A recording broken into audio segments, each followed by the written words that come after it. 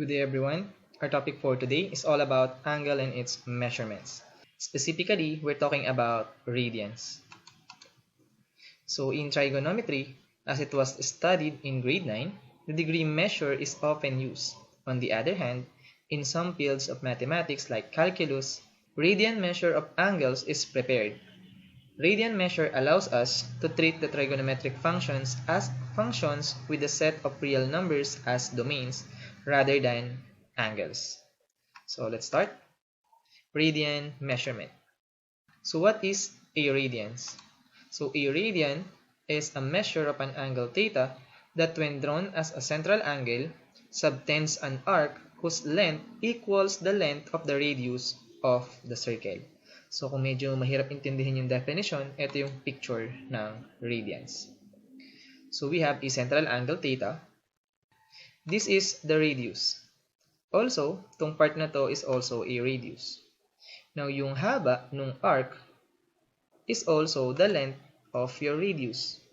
That's why yung angle na na-form is equals to 1 radians. So, radians is all about radius. Okay? Kaya siya tinawag na radians. Now, relationship between degrees and radians. So, we have this picture again.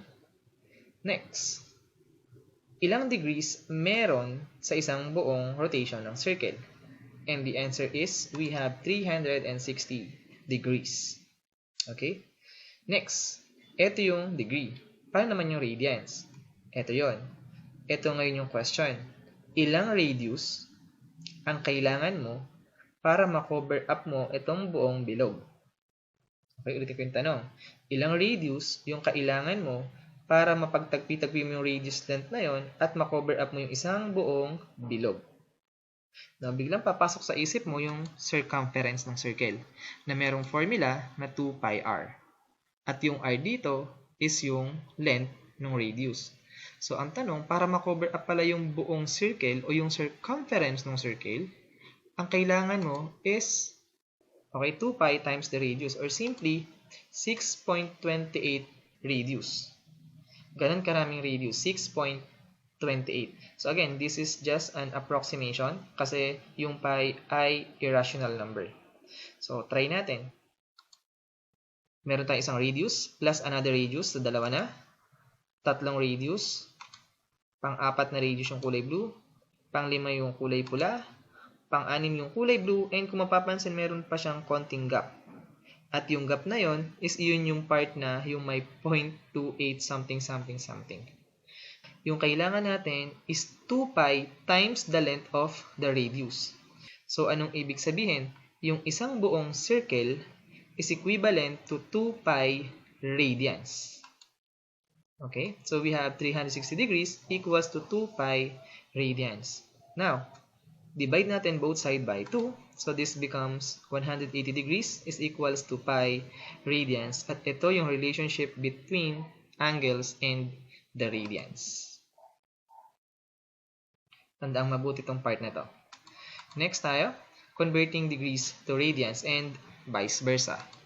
To convert a degree measure to radian, just multiply it by pi over 180 degrees.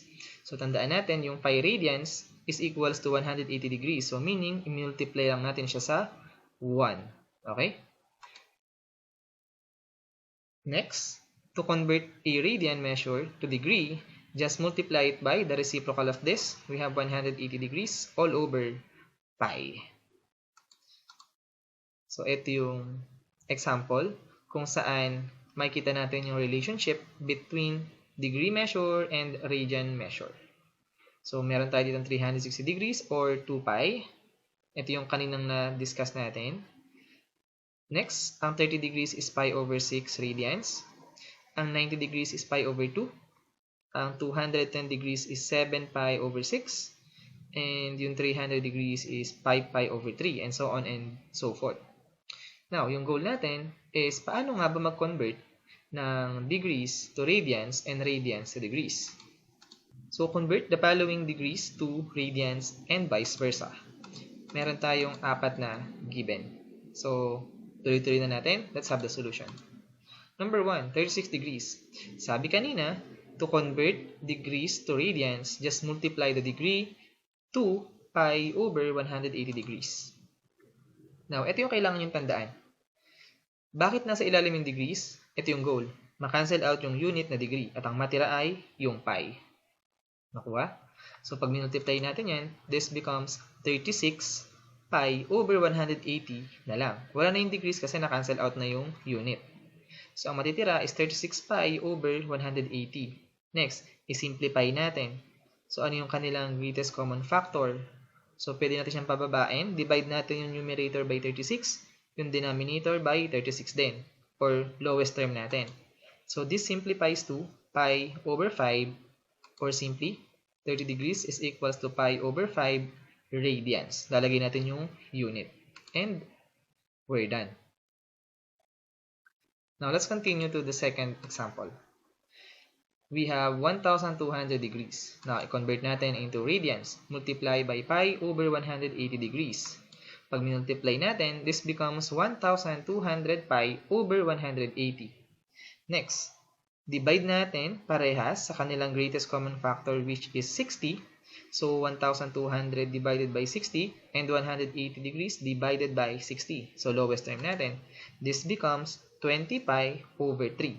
Therefore, 1,200 degrees is equivalent to 20 pi over 3 radians. And we're done. Now, let's move on to our third example. We have 3 pi over 10 radians. Kailangang i-convert into degrees. So, simple lang naman to. Multiply by 180 degrees all over pi. Now, ito yung clue.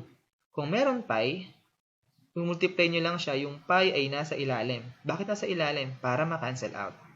So, yun na yung trick natin doon. At ang may iwan yung unit na degrees. So, multiply natin. Cancel out yung pi. This becomes 3 times 180 degrees all over 10.